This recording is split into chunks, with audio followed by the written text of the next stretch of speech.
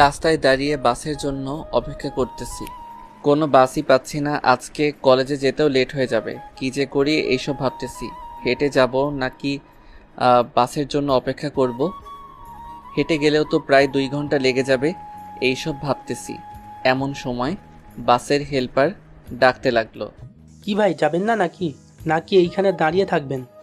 ভাই যাব। এই বলে বাসে উঠে পড়লাম। একটা সিটও খালি নাই, দাঁড়িয়ে আছি। এমন সময় এক ভাই বলতে লাগলো, ভাই বসেন এইখানে, আমি নেমে যাব এখন। আপনি নামলে এরপর বসবনে, এখন বসে থাকেন। ভাই সিট পাবেন না পরে, তাই এখন বসে পড়েন। আমি ওই যে বাস স্টপে নেমে যাব। ঠিক আছে ভাই। সিটে বসে পড়লাম। প্রায় 20 মিনিট পর কলেজের সামনে এসে বাসটা থামলো। টাকা দিয়ে কলেজ গেটে ঢুকতে যাব এমন সময় সিনিয়র এক ভাই বলতে লাগলো, ওই দেখ, আমাদের কলেজের জুনিয়র খ্যাত আসতেছে। কলেজে আসে নাই 2 দিন হয়েছে, আর সিনিয়র ভাইদের সাথে ঘোরাঘুরি করে। এইসব বলতেছে, আমি কোনো কিছুই বলতেছি না দেখে আমাকে ডাক দিয়ে বলতে লাগলো, এই হাবাগোবা, এইদিকে আয় তো। ভাই আমাকে ডাকতেছেন নাকি? তোকেই ডাকতেছি, এদিকে আয়। আমি তাদের কাছে যেতেই সিনিয়র এক ভাই তার প্যান্টের পকেট থেকে কি যেন একটা বের করে আমার হাতে দিয়ে বলতে লাগলো, এই হাবাগোবা, এইটা পরে আজকে তুই সারা কলেজে হাঁটবি। তা না হলে তোর এমন বেহাল করব, তোর সাথে যারা চলাফেরা করে তারাও ভয় পাবে তোকে দেখে। কিন্তু ভাই আমি এটা পরে যদি সারা ক্যাম্পাস হাঁটি তাহলে তো ভাই আমার মান সম্মান কিছুই থাকবে না। আর এই সব তো মেয়েরা পড়ে, আমি পড়তে পারবো না। কি বললি তুই? পড়তে পারবি না তাই না? এখন দেখ কিভাবে পড়াতে হয়, আমি শিখিয়ে দিতেছি। এই মারুফ, কামাল, এই শালাকে ধরতো। ভাই ধরেছি, কি করবেন করেন। সিনিয়র ভাই আমাকে মেয়েদের ছোট ছোট কাপড়গুলো পরিয়ে দিল। আমি এক জায়গায় ঠাই দাঁড়িয়ে আছি দেখে বলতে লাগলো, কিরে, যাইতেছিস না কেন? এখনো দাঁড়িয়ে আছিস এইখানে? নাকি তোকে ধরে ধরে হাঁটাতে হবে? কোনটা করব বল? ভাই আপনারা অন্য যে কোনো কাজ দিবেন আমি করে দিব, তবে আমি এইগুলো পরে ক্যাম্পাসে হাঁটতে পারবো না। প্লিজ ভাই, আমি আপনার পায়ে পড়তেছি। এই বলে ছেলেটার পায়ে ধরে মাটিতে হাঁটু গেড়ে বসে আছি। ছেলেটা আমাকে উঠিয়ে বলতে লাগলো, ঠিক আছে, এটা না হয় বাদ দিলাম। ওই যে সামনে 3 তলায় একটা মেয়ে দাঁড়িয়ে আছে, সাদা রঙের ড্রেস পরা। তোর ওই মেয়েটাকে জড়িয়ে ধরতে হবে। যদি ধরতে পারিস তাহলে আমি তোকে ছেড়ে দিব, আর না পারলে বুঝতেই পারছিস আমরা কি করতে পারি। ভাই বুঝতে পারছি। এই বলে আস্তে আস্তে হাঁটতে হাঁটতে চলে আসলাম 3 তলায়, ওই মেয়েটার সামনে। মেয়েটা তাদের বান্ধবীদের সাথে বসে আছে। আমিও চলে আসলাম তাদের কাছে। আমাকে দেখে বলতে লাগলো, কি রে, তুই তো ছেলে মানুষ, তাহলে এখানে আসলে কি করে? তোর নামে কি প্রিন্সিপাল স্যারের কাছে বিচার দিতে হবে নাকি? হ্যাঁ, সেটা বলতো। বিচার দিতে হবে না আপু, আসলে আমি র্যাগিংয়ের শিকার হয়েছি। ওই যে গাছতলায় কয়েকটা ছেলে বসে আছে, ওনারা প্রথমে আমাকে মেয়েদের ছোট ছোট ড্রেস দিয়েছে পরার জন্য। তোর কি একটু লাজ লজ্জা নেই? এতগুলা মেয়ের সাথে এইসব কথা বলতেছিস? তোকে তো আজকেই মেরে ফেলবো। এই বলে মেয়েটা যেই ধাক্কা দিয়ে আমাকে ফেলে দিতে যাবে এমন সময় তার বান্ধবী বলে উঠল, আরে নীলা, তুই এইসব কি করতেছিস? ছেলেটাকে মেরে ফেলবি নাকি? ছেলেটা র্যাগিংয়ের শিকার হয়েছে, এর জন্যই তো তোকে বলেছে। তা না হলে কি আর তোকে বলতো নাকি? আচ্ছা, তোর নাম কি? আমার নাম মেঘ, এবার ইন্টার ফার্স্ট ইয়ারে পড়ি। আচ্ছা আপু, আমি এখন গেলাম, আবার পরে দেখা হবে। এই বলে যেই চলে আসতে যাব এমন সময় পিছন থেকে ডাক দিয়ে বলতে লাগলো, শোন আমার কথা কান দিয়ে, আর কোনো দিন যদি তোকে আমার সামনে পড়তে দেখি তাহলে ওই দিনটাই তোর মরে যাবার লাস্ট দিন। এটা মাথায় রাখিস সবসময়। যা এখন। আমি চলে আসলাম আমার ক্লাসরুমে। একেবারে পিছনের বেঞ্চে মাথা নিচু করে বসে আছি। এমন সময় ক্লাসে কয়েকটা মেয়ে ঢুকলো আর বলতে লাগলো, এই জানিস, আমাদের ক্লাসের ওই হাবাগোবা ছেলেটাকে আজ উচিত শিক্ষা দিয়েছি। নীলা যে ধাক্কা দিয়ে নিচে ফেলে দেয় নাই, এটাই অনেক। দেখ নিঝুম, তুই কিন্তু তোর বোনের মতো হয়েছিস। এতটা খারাপ তুই আগে জানলে তোর সাথে কখনোই বন্ধুত্ব করতাম না। শান্তা, মুখ সামলে কথা বল, তা না হলে তোর খবর আছে। ওরা যেই ঝগড়া লাগাতে যাবে এমন সময় আমাকে ক্লাসে দেখে ঝগড়া থামিয়ে আমার কাছে এসে বলতে লাগলো, আরে চান্দু দেখি ক্লাসেই বসে আছে। কিরে, আজকের মজাটা কেমন লাগলো? তাও আবার সিনিয়র আপুর হাতে চড় খাইলি। আমি কিছু বলছি না দেখে নিঝুম রাগে আমার মাথার চুল টানতে টানতে বলতে লাগলো, এই কুত্তার বাচ্চা, তোরা তো বড় সাহস, তুই আমাকে ইগনোর করিস, যেখানে সব ছেলেরা আমার সাথে কথা বলতে পাগল, আর সেইখানে তুই কি না আমার সাথে কথা বলতে চাইতেছিস না। দেখুন আপু প্লিজ, আপনারা আমাকে বিরক্ত করবেন না, আমি একা থাকতে চাই, প্লিজ আপনারা আমার সাথে কথা বলতে আসবেন না আর আমার পিছু লাগবে না। ঠিক আছে, তোর যখন এটাই ইচ্ছে তাহলে পিছু লাগবো না, শুধু তোকে আড়াল থেকে অপমান করে যাব। খুশি তো? এই বলে আস্তে আস্তে ওরা বাহিরে চলে গেল। মাথাটা তুলতেই দেখি আলম স্যার দাঁড়িয়ে আছে আমার সামনে।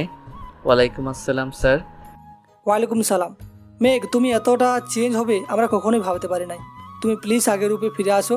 আর তুমি কলেজে ভর্তি হয়েছে কেন? তোমার তো ডিগ্রি পাস করেছো। স্যার আমার এই রুমটাই ভালো লাগে, তাই এই রুমেই পড়ে থাকি, তবে আমার ব্যাপারে যাতে কেউ না জানে সেই দিকটা একটু খেয়াল রাখবেন। সেটা নিয়ে তোমাকে চিন্তা করতে হবে না, আমি দেখতেছি কি করা যায়। এই বলে আলম স্যার চলে গেল। আমিও চলে আসলাম বাহিরে। কোনো কিছুই ভালো লাগছে না। ক্যান্টিনে বসে আছি, এমন সময় চতুর্থ বর্ষের ছেলেরা আমার দিকে আসতেছে। আমি চুপচাপ বসে আছি। আমার কাছে এসে বলতে লাগলো, কি রে মেঘ, তোর কি হয়েছে? এইভাবে চুপচাপ বসে আছিস কেন? কেউ তোকে কিছু বলেছে নাকি? আমাকে বল, কোন ছেলেটা তোকে কি বলেছে? ভাই কেউ কিছু বলে নাই, আমার ভালো লাগছে না, এর জন্য বসে আছি এইভাবে। আপনি চলে যান এখান থেকে, আর আমার কাছে আসবেন না আপনারা। আপনাদের জন্য আমি অপমানিত হই বারবার।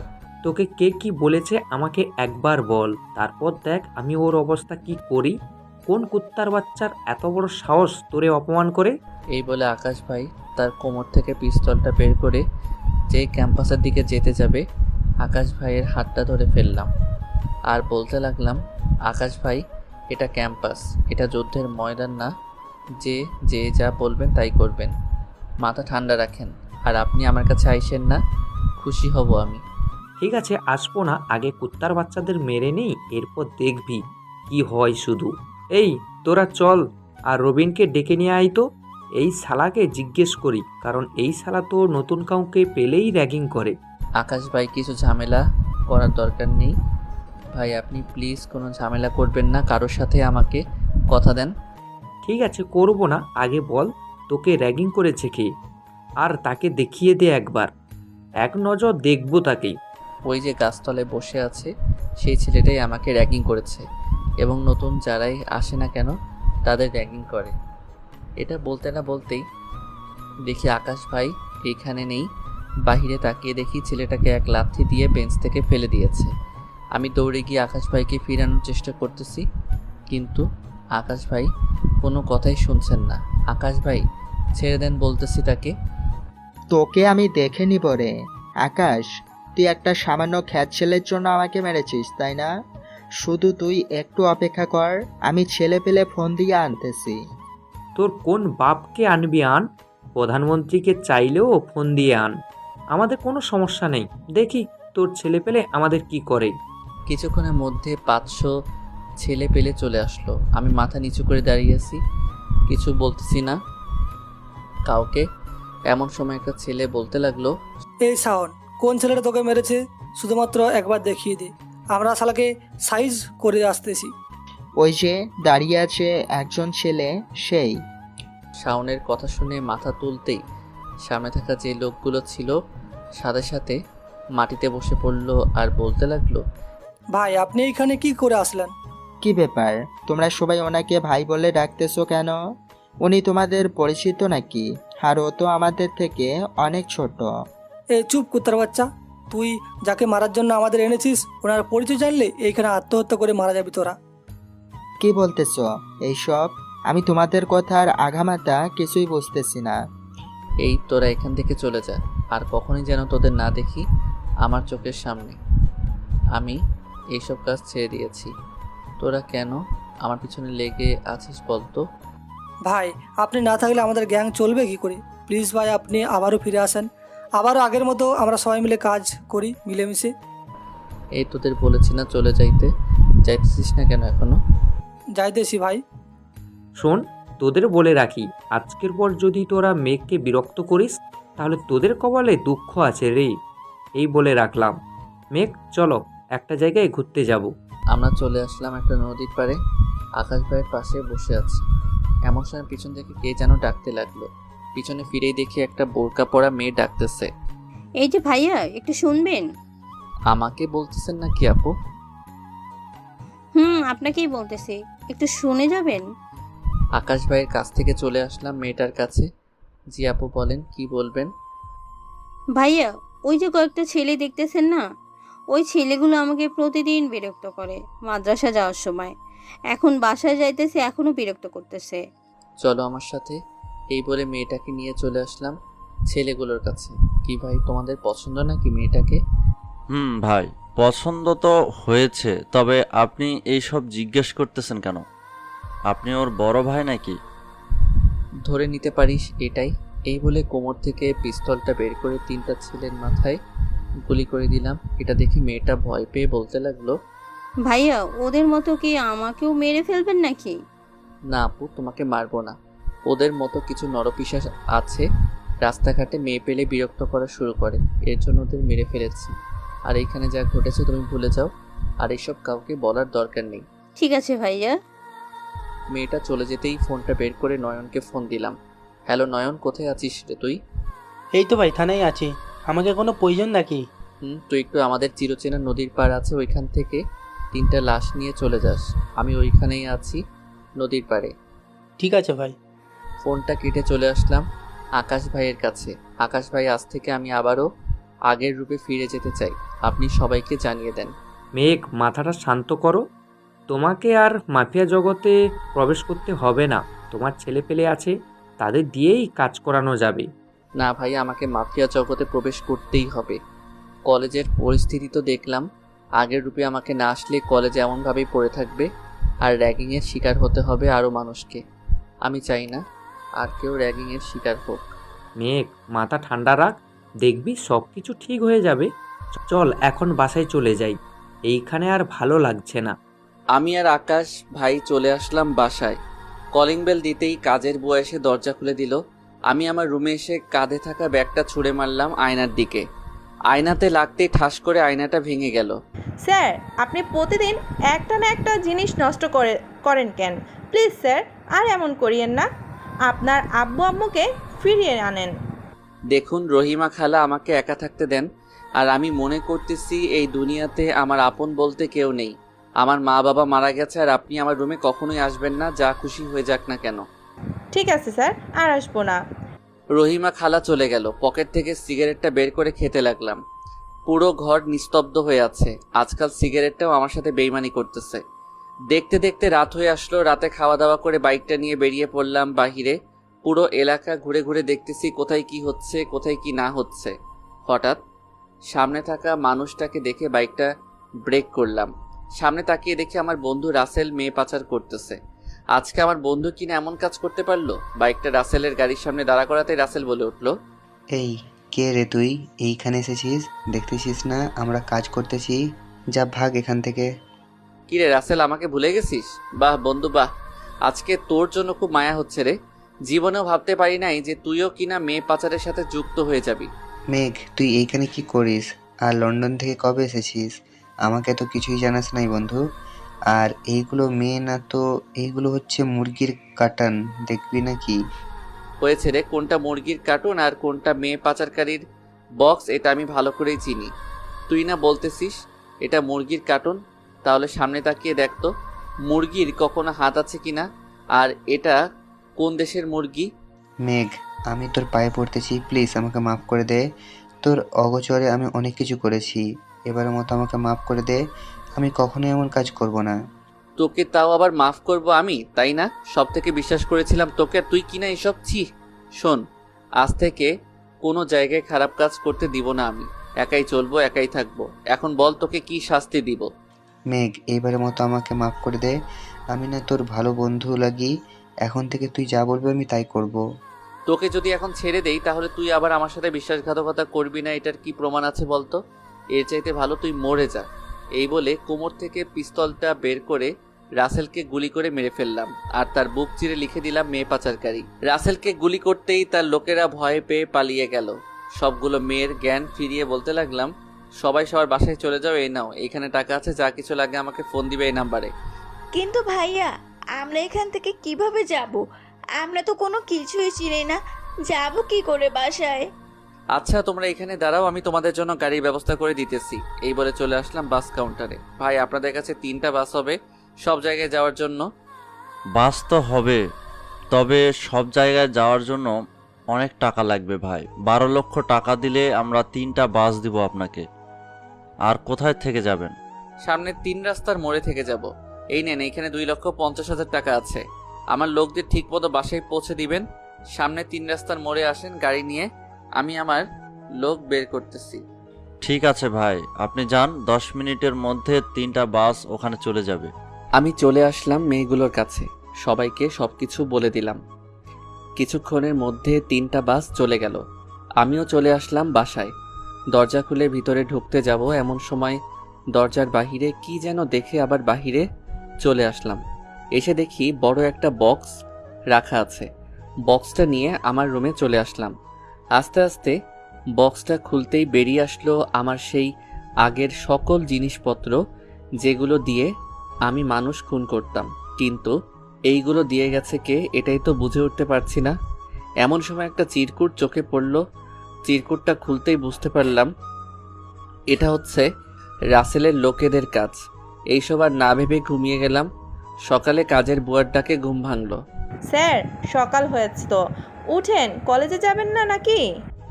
যাবো খালা, আপনি গিয়ে খাবার রান্না করেন, আমি আসতেছি ফ্রেশ হয়ে। ঠিক আছে। আর এই নেন, আপনার নামে একটা চিঠি এসেছে সকালবেলা। ঘরে ঢোকার সময় চিঠিটা দরজার সামনে পেলাম। ও আচ্ছা, চিঠিটা টেবিলে রেখে খাবার রেডি করেন গিয়ে, আমি আসতেছি। এই বলে উঠে চলে আসলাম ওয়াশরুমে। ফ্রেশ হয়ে সোজা নিচে চলে আসলাম। খাওয়া দাওয়া করে বসে টিভি দেখতেছি। এমন সময় একটা নিউজ সামনে আসলো, কালকে রাতের ঘটনা। আমার মুখ স্পষ্ট বোঝা যাচ্ছে না মাস্ক পরে থাকার জন্য। কাল রাতে কে বা কারা নামকরা গুন্ডা রাসেলকে মেরে ফেলেছে। তার বুক চিরে লিখে দিয়ে গেছে মেয়ে পাচারকারী। আসলেই কি রাসেল মেয়ে পাচারকারী ছিল নাকি গরিবের বন্ধু ছিল? এসব জানতে হলে আমাদের চ্যানেলের সাথেই থাকুন। ধন্যবাদ। মুচকি হেসে টিভিটা বন্ধ করে চলে আসলাম কলেজে। সেই আগের রূপে ঢিলাঢালা পোশাক পরে কলেজের ভিতরে প্রবেশ করতে যাব এমন সময় সামনে যেটা দেখলাম কখনোই ভাবতে পারি নাই এমনটা দেখব। কারণ আমাদের কলেজের অধ্যাপক হাসান সাহেবকে নির্মমভাবে হত্যা করেছে এবং তার মিডিল স্টাম্প কেটে ফেলেছে।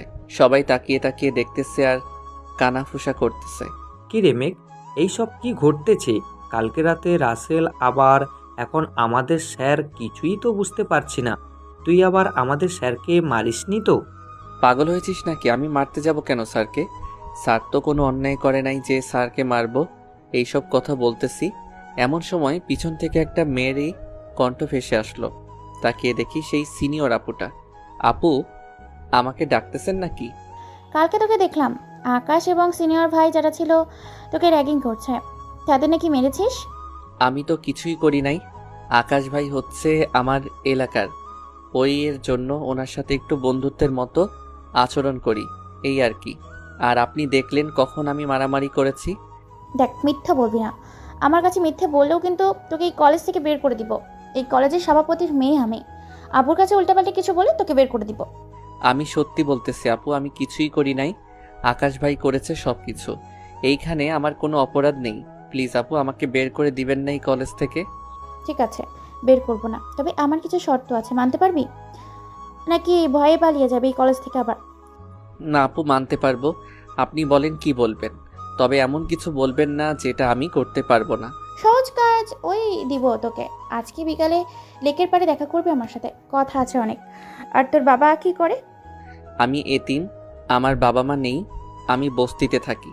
আমার স্বপ্ন ছিল ডাক্তার হওয়ার, এর জন্য আকাশ ভাইকে বলে এই কলেজে ভর্তি হয়েছি। প্রিন্সিপাল স্যার আকাশ ভাইয়ের পরিচিতি ছিল, তাই আর আকাশ ভাইকে মানা করে নাই। ও আচ্ছা, এইখানে এনে এইখানে 10,000 টাকা আছে। তোর যা কিছু লাগবে আমাকে বলবি, আমি সব কিছু এনে দিব।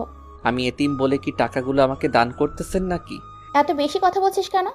আর টাকা দান করছি মানে এই টাকা দিয়েছি তোকে ভালো ভালো মন্দ খেতে, আর তুই কিনা বলতেছিস আমি দান করছি? আসলে আমার মনে হয়েছে তাই বললাম আর কি, কিছু মনে করবেন না। আচ্ছা আপু, আমি ক্লাসে যাই, অনেক দেরি হয়ে গেছে, ক্লাসও শুরু হয়ে গেছে। ঠিক আছে যা, আর সিনিয়র ভাইদের কাছ থেকে দূরে দূরে থাকবে। আমি যখনই ডাক দিব তখনই চলে আসবে, আর না আসলে তো বুঝতে পারছিস কি করতে পারি আমি। আপু বুঝতে পারছি। এই বলে চলে আসলাম। ক্লাসে এসে দেখি কয়েকটা ছেলে মেয়ে বসে আমার নামে কি যেন বলতেছে। আমাকে দেখে একটা মেয়ে আমার কাছে এসে বলতে লাগলো, এই ছেলে, নীলা আপুর সাথে তোর কিসের সম্পর্ক? সত্যি করে বলতো। নীলা আপু তো কখনোই কাউকে টাকা দেয় নাই, এমনকি তার বান্ধবীদেরও কিছু খাওয়ায় না, আর তোকে এতগুলা টাকা দিয়ে দিল ভাবতেই পারছি না। এটা আমি কি করে বলবো নীলা আপু আমাকে এতগুলো টাকা দিয়েছে কেন? আপনি নীলা আপুকে জিজ্ঞেস করেন গিয়ে। এই বলে চলে আসলাম আমার টেবিলে। পাশে তাকিয়ে দেখি একটা ছেলে বসে আছে মাথা নিচু করে। আমার হাতটা বাড়িয়ে দিলাম তার কাছে। হেই ইয়াং ম্যান, আমি মেঘ। ছেলেটা আমার দিকে তাকাতেই তো অবাক। কিরে তুই এইখানে? ভাই, আপনাকে আমার খুব দরকার। এখন আপনি প্লিজ আমার সাথে চলেন। ওইদিকে আমাদের দেশের অবস্থা খুব খারাপ। ওই দেখ তোরা দুই ক্ষেত একসাথে বসেছে। বাহ, তোদের খুব সুন্দর মানাইছে রে।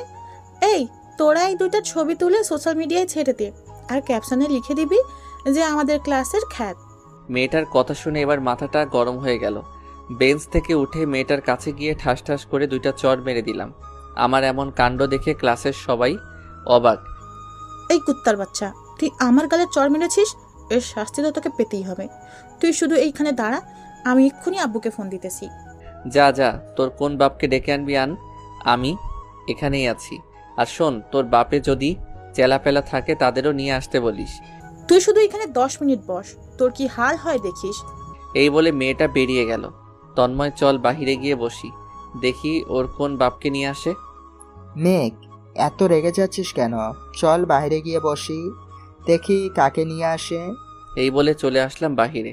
আমি আর তন্ময় কথা বলতেছি, এমন সময় ক্যাম্পাসে সারি সারি বেঁধে গাড়ি আসতে লাগলো। কিছুক্ষণ পর একটা গাড়ি এসে আমার সামনে থামলো। গাড়ির ভিতর থেকে ওই মেয়েটার সাথে তার বাবাও নামলো গাড়ির ভিতর থেকে। তাসফিয়া, তোকে কোন ছেলেটা মেরেছে শুধু একবার দেখিয়ে দে, ওর কি হাল করি শুধু দেখবি তুই দাঁড়িয়ে দাঁড়িয়ে। এই যে আব্বু, এই ছেলেটা আমাকে মেরেছে, ওর এমন হাল করবে যাতে কোনো দিন হাঁটতে না পারে। তাসফিয়ার বাবা আমার কাছে এসে শার্টের কলারটা ধরে বলতে লাগলো, এই কুত্তার বাচ্চা, তোর এত বড় সাহস, তুই আমার মেয়েকে মারিস? এই তোরা কোথায় আছিস রে? এইদিকে আয়। এই কুত্তার বাচ্চাকে এমনভাবে মারবি যাতে 1 মাস হাসপাতালে ভর্তি থাকে। নিলয় চৌধুরী একবার উপরের দিকে তাকিয়ে দেখেন তো কে আসতেছে। এটা বলতেই সবাই উপরের দিকে তাকিয়ে দেখতে পেল ঢাকা শহরের বিখ্যাত মাফিয়া কিং JK গ্যাংয়ের ডান হাত আর বাম হাত হেলিকপ্টার দিয়ে আসতেছে। হেলিকপ্টার নিচে নামতেই রাজ আর সাগর আমার কাছে চলে আসলো। সাগর আর রাজকে দেখে নিলয় চৌধুরী আমার শার্টের কলার ছেড়ে দিয়ে বলল, রাজ ভাই, আপনারা এইখানে হঠাৎ কি হয়েছে যে এইখানে আসতে হয়েছে? আর কোনো সমস্যা থাকলে আমাকে বলতে পারেন, আমি নিজেই চলে যেতাম। আপনি কার শার্টের কলার ধরেছেন জানেন? ওনার আসল পরিচয় জানলে আপনি এইখানে হিসু করে দিবেন। তাড়াতাড়ি ওনার পা ধরে মাপ চান। রাজ ভাই, এই ছেলেটা আমার মেয়েকে চর মেরেছে, এর জন্য ওর বিচার করতে এসেছি। প্লিজ ভাই, আপনি সরে যান, আগে ওর বিচারটা করি। আপনি যদি ভাইয়ের শরীরে হাত দিয়েছে, এখনও ও কিছু করে নাই, আপনার সাথে কপালের ভাগ্য। তাড়াতাড়ি মাপ চান ওনার কাছে। আর তাসফিয়া, তোমাকে সাবধান করে দিলাম, এখন থেকে ওনার পিছু লাগবে না। আব্বু, তুমি এখনো কিছু করতেছো না কেন? এই ছেলেটার আমার তো আর তর্স হইতেছে না। তুমি না পারলে সামনে থেকে সরো। ওনার আসল পরিচয় তুই কি জানিস নাকি যে ওনাকে মারবি? আর মারলে তুই এইখান থেকে বেঁচে ফিরবি না, কি সন্দেহ আছে? নিলয় চৌধুরী, আপনি আপনার মেয়েকে নিয়ে চলে যান। আমি এখানে কোনো ঝামেলা করতে চাই না। আপনার সাথে সন্ধ্যায় কথা হবে। ঠিক আছে ভাই, আমি যদি ভুল কিছু করে থাকি আমাকে মাফ করে দিবেন। এই তোরা সবাই চলে যা এইখান থেকে। চারিপাশে মাথাটা ঘুরিয়ে দেখি সবাই আমার দিকে অবাক হয়ে তাকিয়ে আছে। রাজ, সাগর, তোরাও চলে যা, আমি একাই ভালো আছি। আর তোদের খবর দিয়েছে কে এখানে আসার জন্য? ভাই, আমাদের লোক সবসময় আপনাকে ফলো করে, ওরাই আমাকে খবর দিয়েছে। আপনি প্লিজ আবার আমাদের সাথে ফিরে আসেন। আপনাকে কোনো কাজ করতে হবে না, আপনি শুধু হুকুম করবেন, আমরা কাজ করব। না রে রাজ, এই মাফিয়া জগৎ থেকে আমি বের হয়ে যেতে চাই, তবে বের হতে পারতেছি না। এই কালো জগৎও আমাকে আমার পরিবার থেকে দূরে রেখেছে। আমার মা বাবা এখন আমার থেকে অনেক দূরে। রাজ, সাগর, তোমরা চলে যাও। সারা কলেজের মানুষ মেঘকে সন্দেহ করতেছে, এতে মেঘের বিপদ হতে পারে। আমরা এইখানে আছি, এই দিকটা আমি সামলে নিব নে। ঠিক আছে আকাশ ভাই, বসের খেয়াল রাখবেন। গেলাম তাহলে। রাজ চলে গেল। আমিও ওই মুহূর্তে কলেজ ত্যাগ করলাম। কলেজে থাকলে নানান মানুষের নানান কথা শুনতে হলো। হাঁটতে হাঁটতে বাসায় চলে আসলাম। কলিং বেল দিতেই কাজের বুয়া এসে দরজা খুলে দিল। স্যার, আপনার বাবা মা এসেছে, আপনার সাথে কে যেন কথা বলবে। ওরা উপরে আছে আপনার রুমে। আপনি যান, আমি সবার জন্য খাবার নিয়ে আসতেছি। খাবার নিয়ে আসতে হবে না, আমরা ওই নিচে নামবো। এই বলে চলে আসলাম আমার রুমে। ভিতরে ঢুকতেই হাসান মাহবুব, মানে আমার বাবা, বলতে লাগলো, তুই কি চাস বলতো? আমাদের মান সম্মান ধুলোয় মিশিয়ে দিয়েছিস, আরও কিছু করতে চাস নাকি? দেখেন হাসান সাহেব, আমি আপনাকে চিনি না, আপনি আমাকে চিনেন না, ব্যাস, আর কোনো কথা নেই এখানে। আর আপনাকে কে কি বলেছে শুনি? যে যাই বলুক, আমি তাকে পাত্তা দিই না। তবে তাকে একটা কথা বলে রাখতেছি, তুই প্লিজ এইসব বাজে কাজ ছেড়ে দে। তুই যেইভাবে চলাচল করতে চাইবি করতে পারিস, আমরা কিছুই বলবো না। ওই দিকে তাকিয়ে দেখেন তো চিনতে পারেন কিনা মেয়েটাকে। এটা তো আপনারই মেয়ে ছিল, তাই না? তাকে যে নিঃসঙ্গভাবে হত্যা করেছে সেটার কি রায় পেয়েছেন আপনি? আর আশা করি সকালে খবর পেয়েছেন রাসেল মারা গেছে, তাকে আমি মেরেছি। এই দেখেন সে কি কাজ করত। দেখ বাবা, তোর বোন মারা গেছে, আমরা আর চাই না তোকে হারাতে। প্লিজ বাবা, তুই এইসব ছেড়ে দে, যা হওয়ার হয়ে গেছে। তুই আমার অফিস দেখাশোনা কর। সত্যি হাসান মাহবুব, আমি পারবো না। যতদিন আমার বোনের মৃত্যুর প্রতিশোধ আমি না নিতে পারতেছি, ততদিন আমি এইসব কাজ করেই যাব। তাহলে শুনে রাখ, তোর বোনকে মেরেছে কে?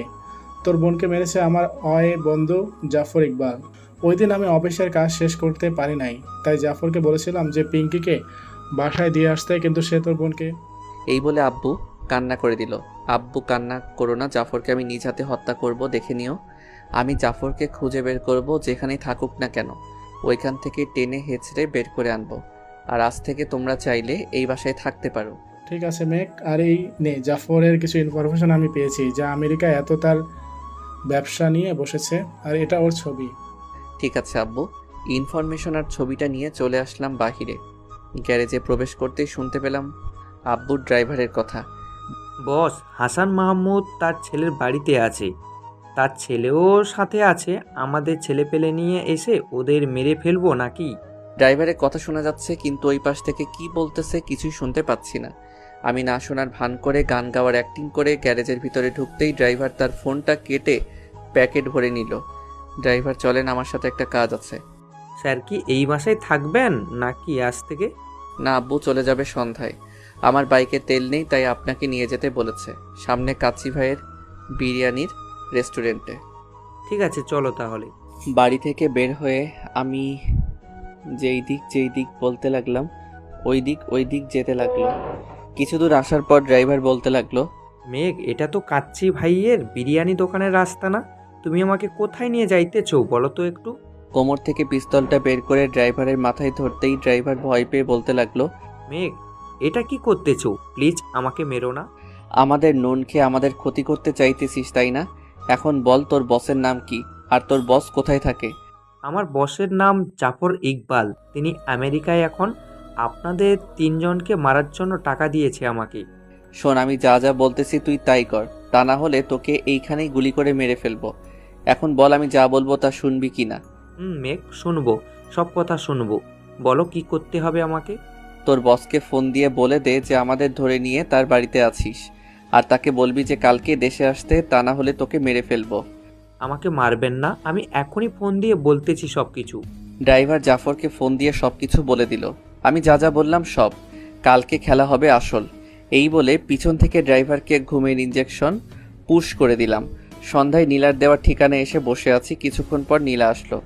আমার সামনে বসতে বলতে লাগলো, তা কখন এসেছেন এখানে? আর আসার সময় আমাকে একটা ফোন দিলেও তো হতো, আমি চলে আসতাম। আপনার ফোন নাম্বার আমার কাছে থাকলে তো ফোনই দিতাম। আপনি যেই টাইমে বলেছেন ওই টাইমেই আমি এসেছি। তা না হয় বুঝলাম, বলেন কি খাবেন এখন? কিছু খাবো না। কিসের জন্য ডেকেছেন ওইটা বলেন। আমি আবার কাজে যাব। কাজ শেষ করে এরপর ঘরে চাল ডাল কিনে নিয়ে যেতে হবে। তোমার না টাকা দিলাম কালকে, ওই টাকা কি করছো? ওই টাকা পকেট পার নিয়ে গেছে, আর আপনার টাকা আমার লাগবে না। যা বলার তাড়াতাড়ি বলেন। ক্যাম্পাসে জেকে গ্যাংস্টারের লোকেরা তোমাকে ভাই ভাই বলতেছিল কেন? আর নীলয় চৌধুরীর সাথে কি হয়েছে তোমার? আমার কিছু হয় নাই। ক্লাসে বসেছিলাম, তাসফিয়া নামের একটা মেয়ে আমাকে অনেক বাজে কথা বলেছে। পরে ওনাকে একটা চড় মেরেছিলাম, এর জন্য ওই তার বাবাকে ডেকে নিয়ে এসেছে। ও আচ্ছা, এই নাও, এই খাবারগুলো বাসায় নিয়ে যাও। আজকে কাজ করতে হবে না। কাজ না করলে খাবো কি? আমাকে কেউ বসিয়ে বসিয়ে টাকা দিয়ে দিবে নাকি? আপনি যে বলতেছেন কাজ করতে হবে না। এই নাও আমার বাসার ঠিকানা, কালকে তুমি আমার বাসায় চলে যাও। আব্বুকে বলে তোমাকে একটা চাকরির ব্যবস্থা করে দিব না। মুচকি হাসি দিয়ে চলে আসলাম ওইখান থেকে। আমার মুচকি হাসির বানেটা হয়তো বোঝে নাই নীলা, এর জন্য পিছন থেকে অনেকবার ডাকা সত্ত্বেও পিছনে ফিরে তাকাই নাই। খাবারগুলো নিয়ে বাসায় চলে আসলাম। কলিং বেল দিতেই আম্মু এসে দরজা খুলে দিল। কি রে মেঘ, বাইরে থেকে খাবার আনতে গেলি কেন? আমি তো খাবার রান্নাই করেছিলাম, শুধু শুধু টাকা খরচ করে খাবার আনলি? এইগুলো একজন আমাকে কিনে দিয়েছে। খাবারগুলো রাখো। আর আব্বু কোথায়? তোর আব্বু রুমে শুয়ে আছে, যা গিয়ে দেখ। আমি চলে আসলাম আব্বুর রুমে। আব্বু, কালকে তোমার বন্ধু আসতেছে দেশে। কালকে জাফর ইকবালের শেষ দিন হবে। আমার বোনকে যেই রুমে মেরেছে ওই রুমেই তাকে মারবো। আইন কখনোই নিজের হাতে তুলে নিস না বাবা। জাফরকে পুলিশের হাতে তুলে দে, পুলিশ জাফরের বিচার করবে। আব্বু, পুলিশ কিছুই করবে না। এখন সকল পুলিশ ঘুষখোর হয়ে গেছে। টাকা পেলেই জাফরকে ছেড়ে দিবে। এর চাইতে আমি ওই তাকে মেরে ফেলবো। কিন্তু জাফরের সাথে তো লোক থাকবে, তুই একা কি করে পারবি তাদের সাথে বলতো? ওইটা তোমাকে চিন্তা করতে হবে না, আমি সকল ব্যবস্থা করেই রেখেছি। এই বলে চলে আসলাম আমার রুমে। ফ্রেশ হয়ে ফোন দিলাম রাজকে। হ্যালো রাজ, কোথায় আছিস রে তোরা?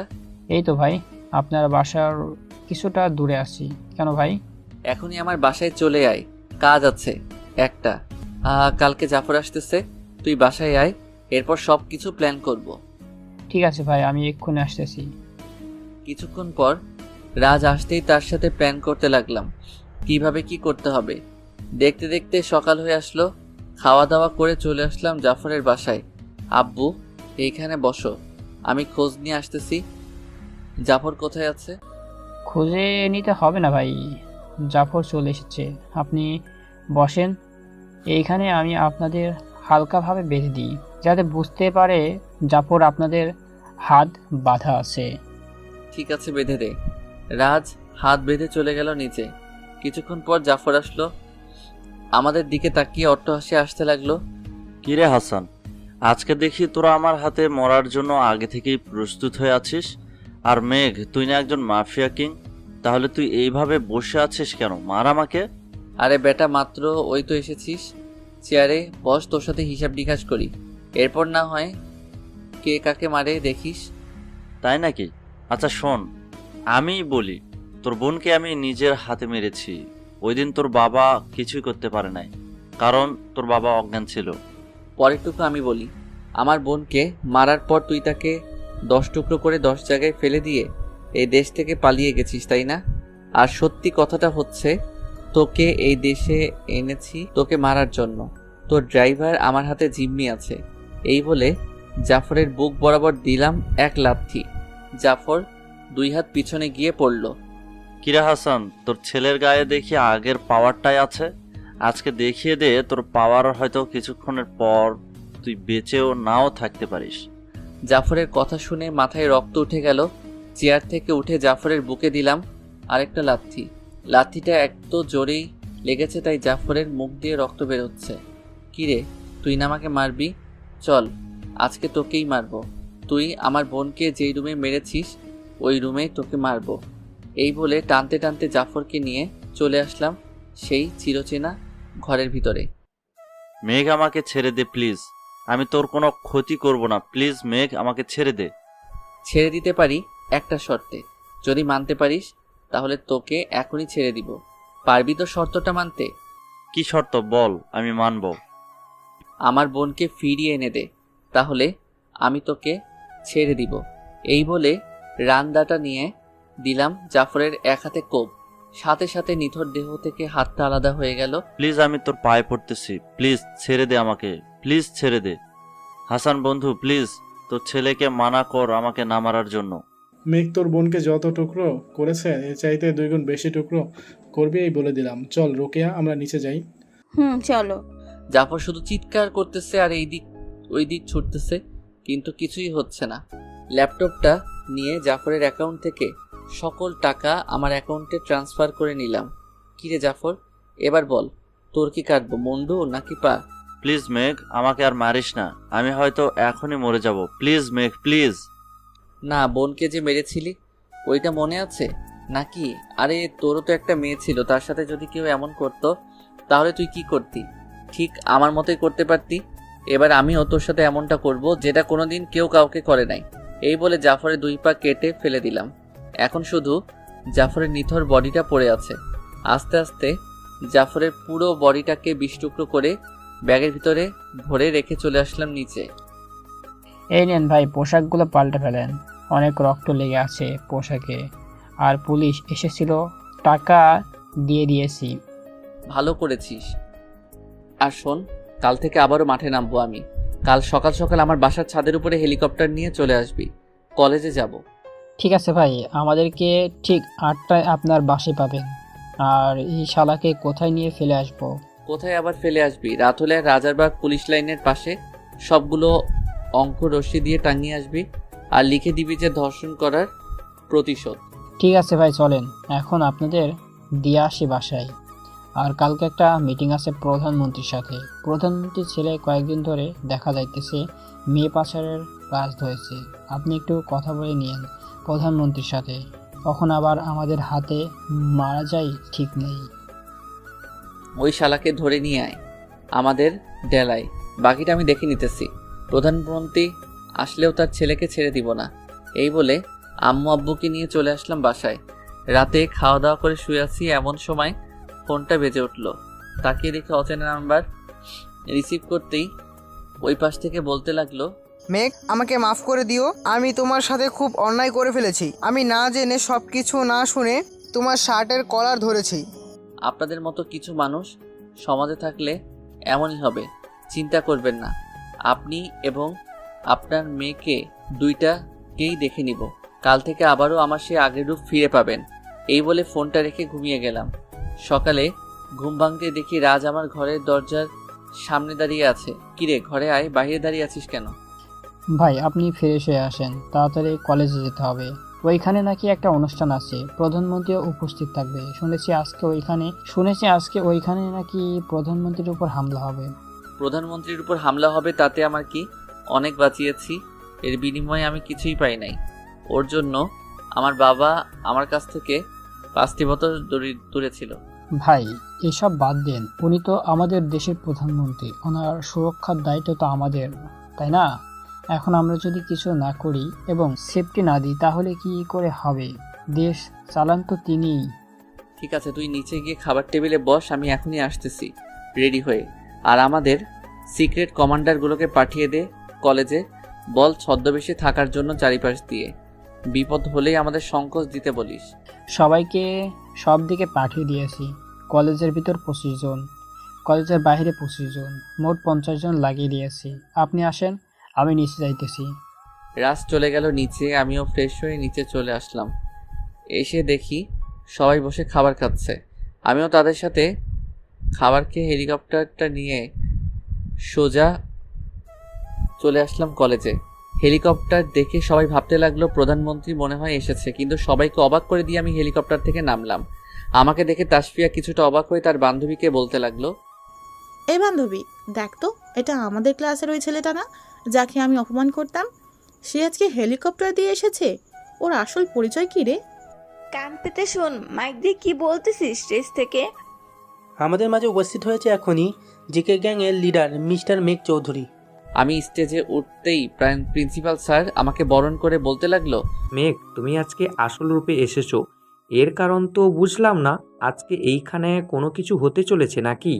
হতে পারে, তবে সঠিকটা বলতে পারবো না। এই বলে স্টেজের চেয়ারে বসে পড়লাম। হঠাৎ কিছু একটা শব্দ আসতে লাগলো কানে। চেয়ারের নিচে কিছুই পেলাম না, মনে হচ্ছে স্টেজের নিচে কিছু রাখা আছে।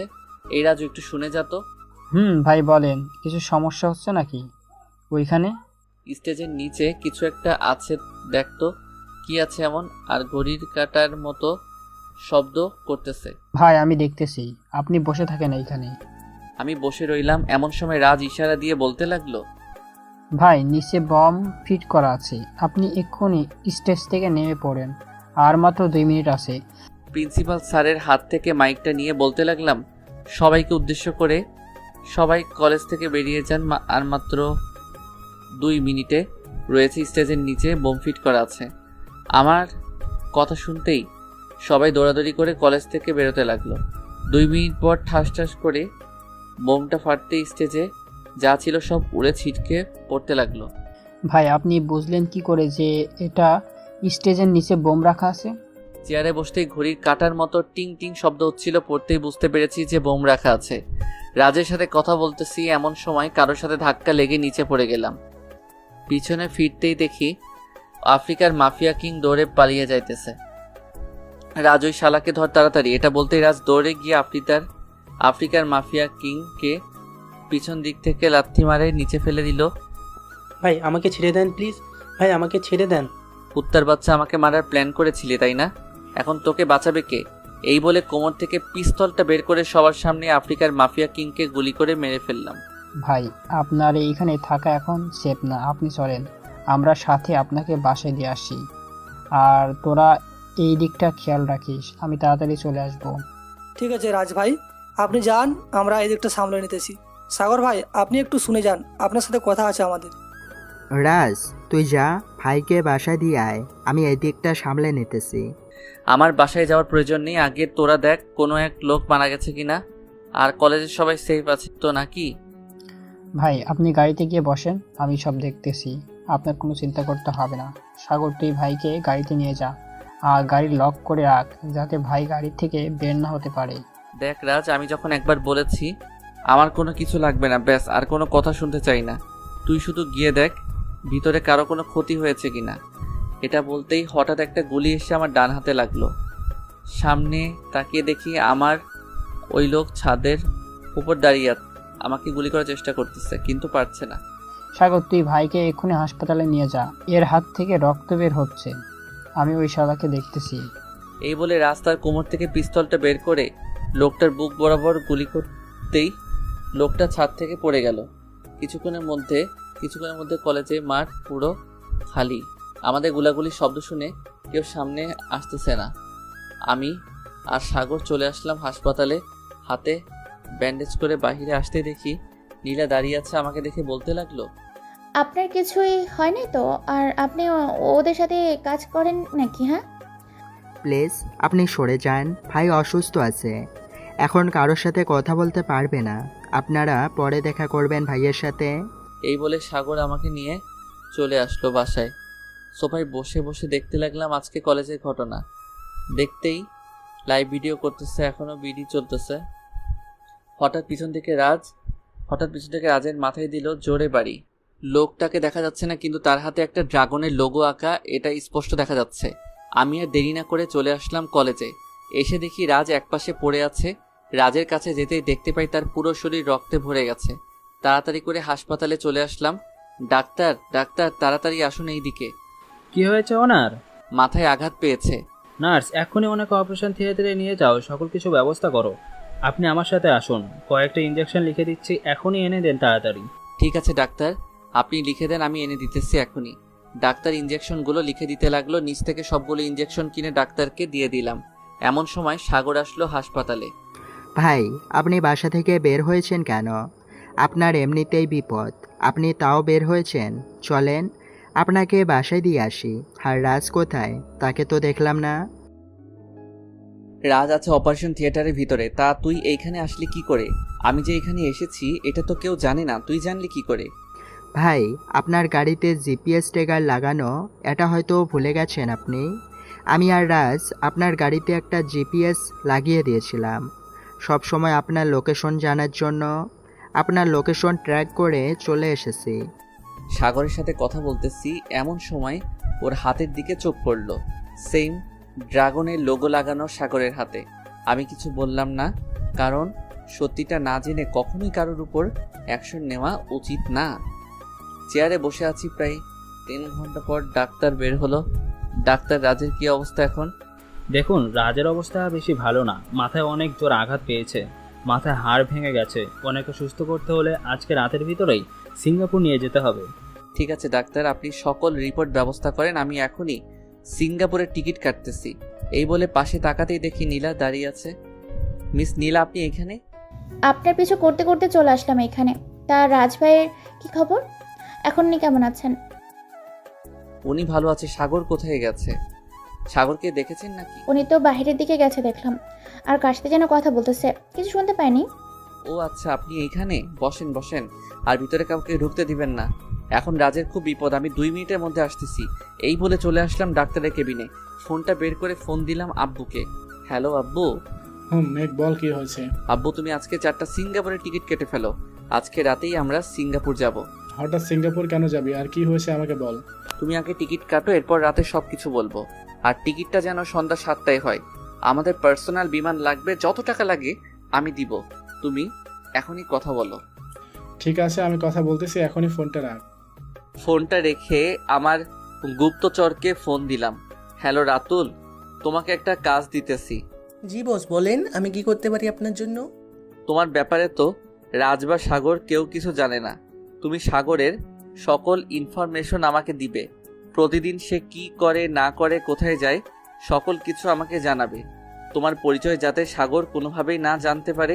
ভাই আপনি সাগরে আমাদের পুরনো একটা রিসোর্ট আছে না, ওইখানে পাঠিয়ে দেন। তিনি বললেন 303 নম্বর কেবিন থেকে একটা বক্স নিয়ে যেতে।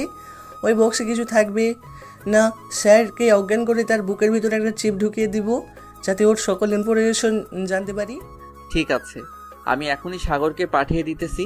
তুমি সকল কিছু ব্যবস্থা করো, আর কাজ হয়ে গেলে আমাকে জানিয়ে দিবে। আর এমন একটা অজ্ঞান করার ওষুধ দিবে যাতে 10 মিনিট পর ওর জ্ঞান ফিরে আসে, যাতে কোনো সন্দেহ না হয়। ঠিক আছে ভাই, এটা নিয়ে আপনাকে চিন্তা করতে হবে না, আপনি নিশ্চিন্তে চলে যান, আমি দেখে নিব সাগরকে। ফোনটা কেটে চলে আসলাম রাজের কেবিনে। এসে দেখি নীলা কান্না করতেছে। আমাকে দেখে চোখের পানি মুছে ফেললো। কি হলো মিস নীলা, আপনি কান্না করতেছেন কেন? একটু খুলে বলবেন? কই কান্না করতেছি, চোখে যেন কি পড়েছে, এই জন্যই হয়তো চোখ দিয়ে পানি বের হয়েছে। মিথ্যা কথা বলবেন না, আপনি সত্যি কথা বলেন। আমি সব সময় সত্যিটা জানতে চাই। রাজ হচ্ছে আমার আপন ছোট ভাই, ওর কিছু হয়ে গেলে আমি মা বাবাকে কি জবাব দিব? কি, রাজ আপনার ছোট ভাই হলো কবে থেকে? তার তো কোনো পরিবার নেই। রাজ আমাকে এটাই বলেছে।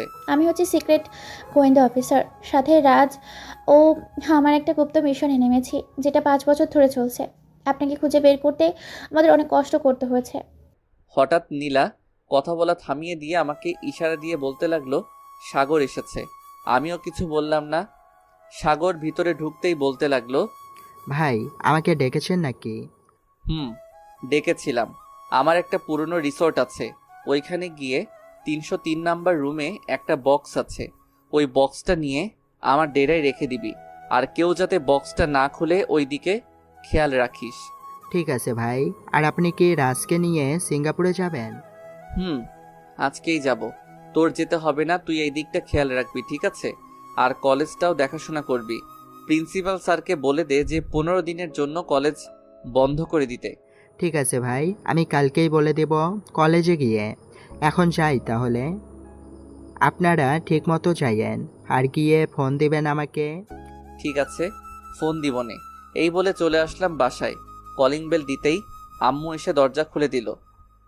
আম্মু, আব্বু কি টিকিট কাটছে বিমানের?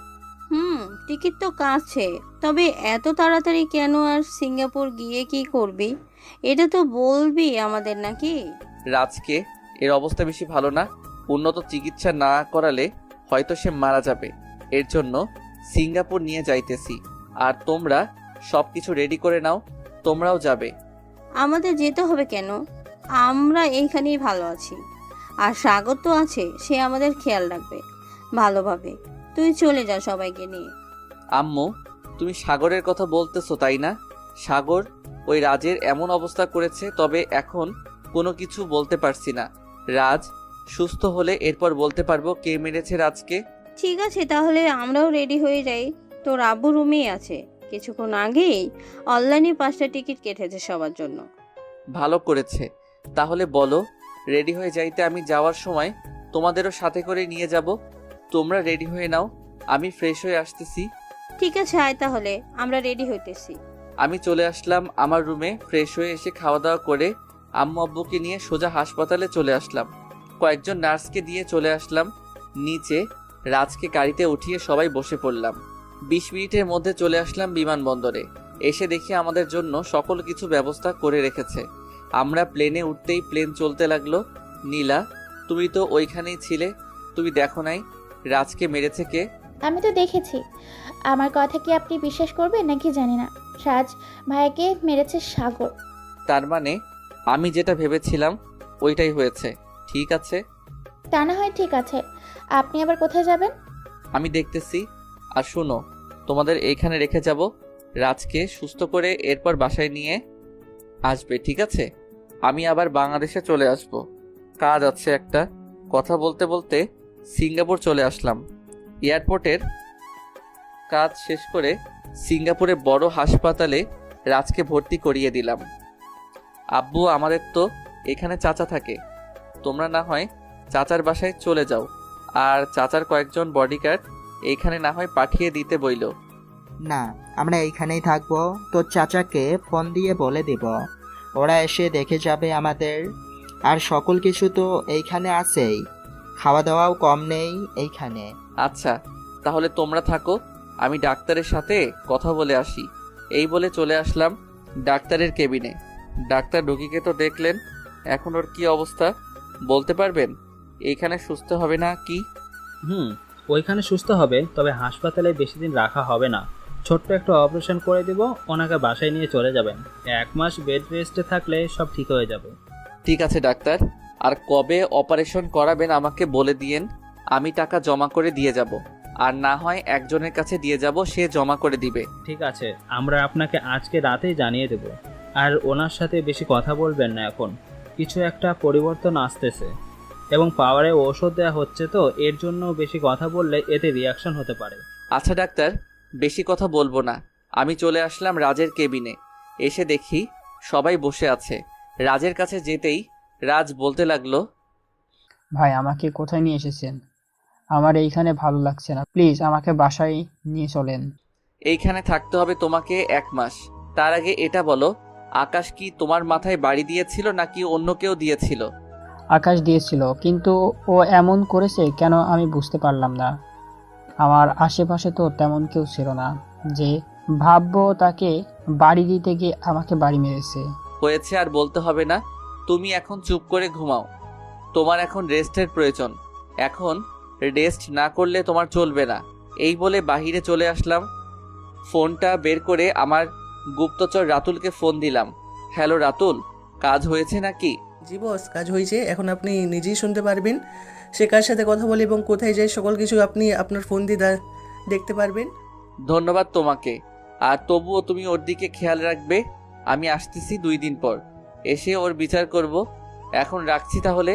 ঠিক আছে ভাই। ফোনটা রেখে দিলাম। দেখতে দেখতে রাত হয়ে আসলো। খাওয়া দাওয়া করে বসে আছি, এমন সময় কেবিনে ডাক্তার প্রবেশ করলো। মেঘ, আপনার সাথে কিছু কথা আছে, আপনি আসেন আমার কেবিনে। ওকে ডাক্তার, আমি আসতেছি, আপনি যান। ডাক্তার চলে যেতেই কিছুক্ষণ পর আমিও চলে আসলাম ডাক্তারের কেবিনে। জি ডাক্তার, কি বলবেন বলেন এখন। ওনার অপারেশনটা আমরা ভোরবেলা করতে চেয়েছি, যাতে দুপুরের পর আপনারা ওনাকে নিয়ে যেতে পারেন। যেটা আপনাদের কাছে ভালো হবে ওইটাই করেন। আমি তো আর জোর করতে পারবো না যে 2 দিন পর করেন অপারেশনটা। 2 দিন পর করলে আমাদের কাছে যে ভালো ডাক্তারটা আছে উনি চলে যাবে কালকে দুপুরের দিকে। এর জন্য আমরা ভোরবেলা অপারেশনটা করতে চাইতেছি। ঠিক আছে, করেন তাহলে। আর কোনো কিছু প্রয়োজন হলে আমার নাম্বার তো আছে আপনার কাছে, শুধু একটা ফোন দিয়ে বলবেন আমি চলে আসবো এইখানে। আমি রাজের কেবিনে চলে আসলাম। কেবিনটা ভিআইপি, সকল কিছুই আছে।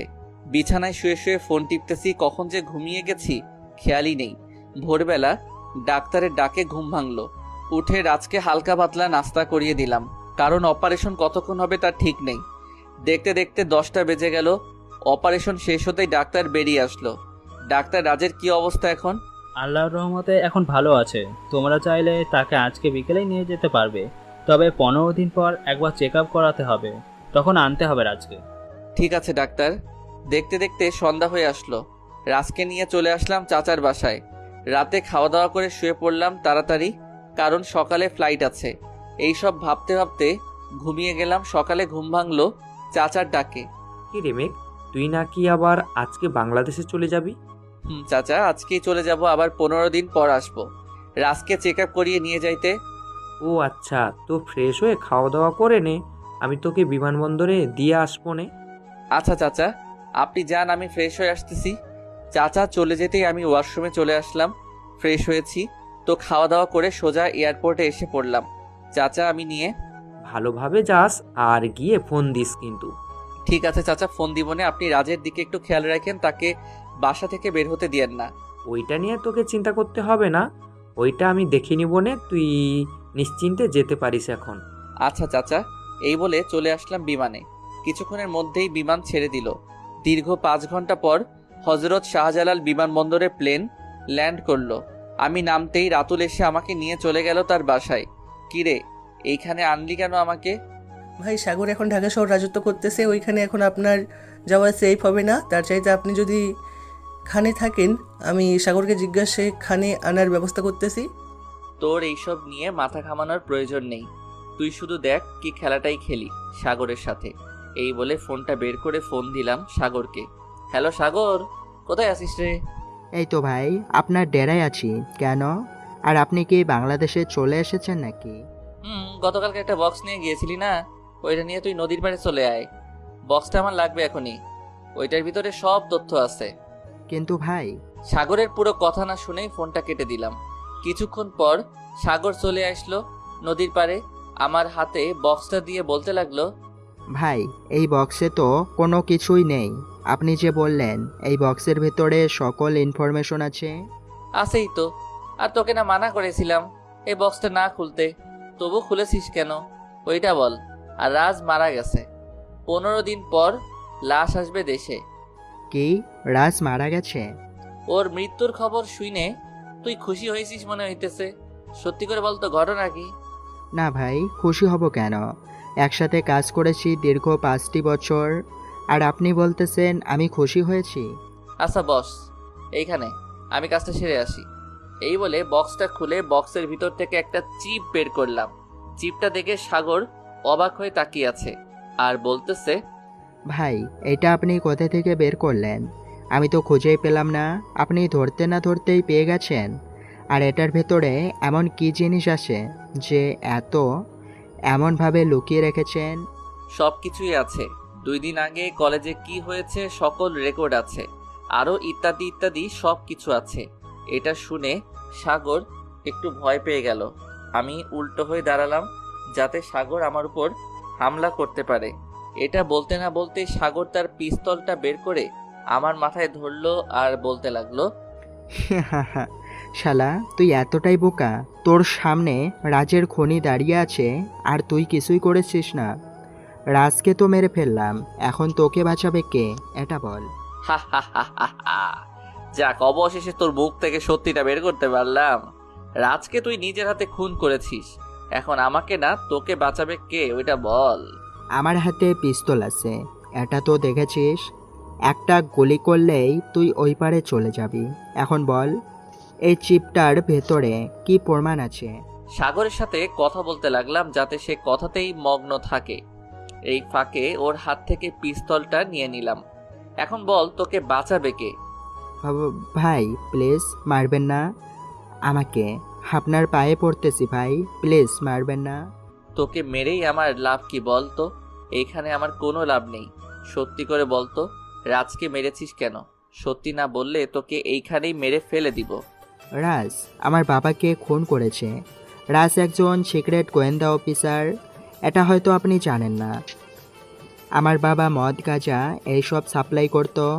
একদিন রাজকে দেখে ফেলে আর ওইখানে আমার বাবাকে মেরে ফেলে। আপনি নিজেই বলেন, ছেলের সামনে তার বাবাকে মারলে কেমন লাগবে? এর জন্য আমিও রাজকে মেরে প্রতিশোধ নিয়েছি। রাজ সিক্রেট গোয়েন্দা অফিসার, এটা আমি আগে থেকেই জানি। রাজ তোর বাবাকে মেরেছে ঠিক আছে, এটা এখন তুই তাকে মেরে কি তোর বাবাকে ফেরত পেয়েছিস বলতো? সেটা পাই নাই, তবে আমার বাবার মৃত্যুর প্রতিশোধ তো আমি নিয়েছি। এখন আপনি আমাকে মেরে ফেলেন, আমার আর কোনো আফসোস নেই। তোকে তো এইভাবে মারবো না রে, তোকে অন্যভাবে মারবো যাতে তুই মরেও শান্তি পাস। এই বলে সাগরকে নিয়ে চলে আসলাম আমার ডেরায়। আমার গুপ্ত অন্ধকার ঘরে তাকে বন্ধ করে রেখে দিলাম, যাতে আর কখনোই না বের হতে পারে। সাগর চিৎকার করতেছে, কিন্তু কে শুনে তার কথা? এই ঘরের ভিতরে শব্দ বাহিরে আসে না। দেখতে দেখতে 5 দিন কেটে গেল। এখন ঢাকা শহর পুরোটা শান্ত আছে।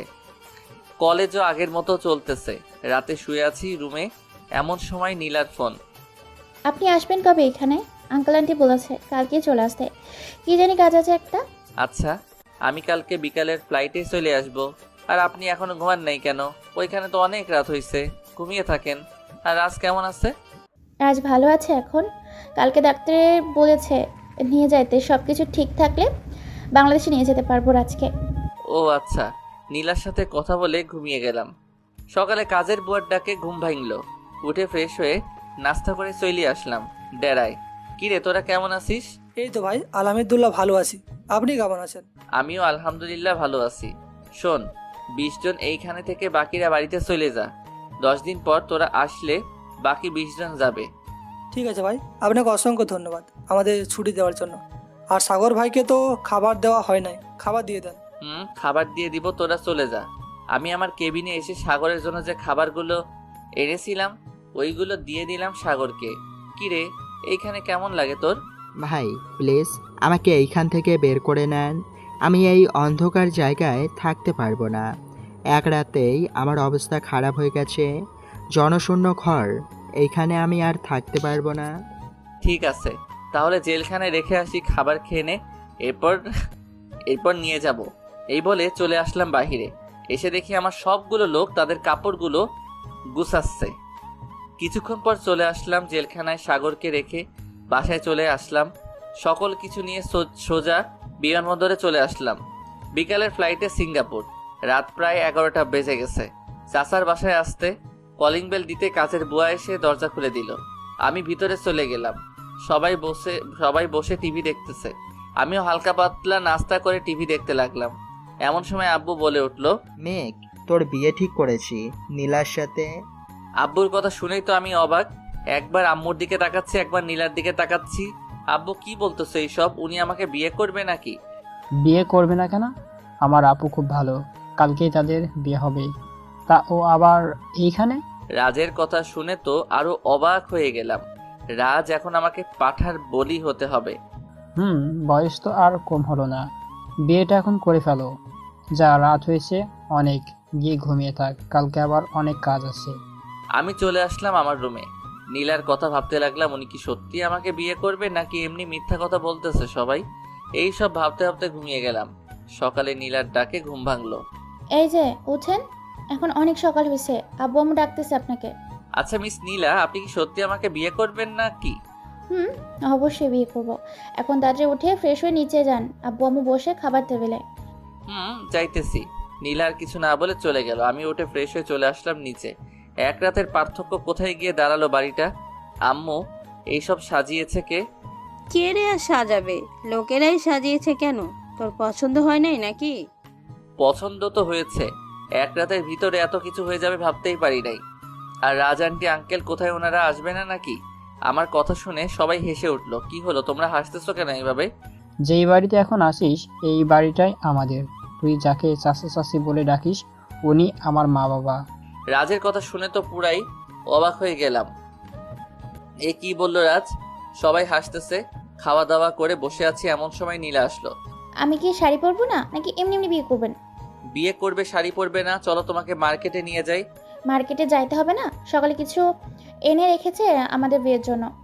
ও আচ্ছা, তাহলে তো আর বাহিরে যেতে হলো না। নীলার সাথে কথা বলতেছি, এমন সময় রাজ আসলো। কি শালা বাবু, সাগরকে তো জেলে রেখে এসেছি। ভালো করছো। রাজের সাথে কথা বলতে বলতে সন্ধ্যা হয়ে গেল। আমরা বিয়ের জন্য রেডি হয়ে গেলাম। রাতে কাজী এসে বিয়ে পড়িয়ে দিয়ে চলে গেল। খাওয়া দাওয়া করে আমি আর নীলা রুমে চলে আসলাম। আপনি একটু পরে আসেন, এখন বাইরে যান। বাহিরে আবার যাব কেন? আরে যান না, 5 মিনিট পর আসবেন, ঠিক আছে? আচ্ছা, এই বলে দরজার বাহিরে চলে আসলাম। 5 মিনিট পর ভিতরে ঢুকতে নীলা এসে আমার পায়ে ধরে সালাম করলো। আরে কি করতেছো এইসব? তোমার স্থান আমার পায়ে না আমার বুকে। এই বলে নীলাকে জড়িয়ে ধরলাম। কিছুক্ষণ পর নীলাকে ছেড়ে দিয়ে বলতে লাগলাম, চলো 2 রাকাত নফল নামাজ পড়ে আমাদের নতুন জীবন শুরু করি। চলো। নীলাকে নিয়ে 2 রাকাত নফল নামাজ পড়ে ফেললাম। নীলা উঠে খাটে চলে গেল। আমি জায়নামাজ 2টা ভাঁজ করে রেখে চলে আসলাম নীলার কাছে। নীলা, এ নাও তোমার পাওনা টাকা। এইগুলো আমার লাগবে না, আপনি সারা জীবন আমার পাশে থাকলেই চলবে। আমি তো থাকবোই সারা জীবন তোমার পাশে। এই বলে নীলার ঠোঁটে ঠোঁট বসিয়ে কিস করতে লাগলাম। আস্তে আস্তে নীলার শাড়ি খুলে নিচে ফেলে দিলাম। এই যে পাঠক পাঠিকারা, আপনাদের কি একটু লজ্জা করে না? আপনারা আরো শুনতে চাইতেছেন? এখন ভাগেন সবাই, আমরা বাসর করব। আর আজকের গল্পটা এই পর্যন্ত। আবার দেখা হবে নতুন কোনো গল্প।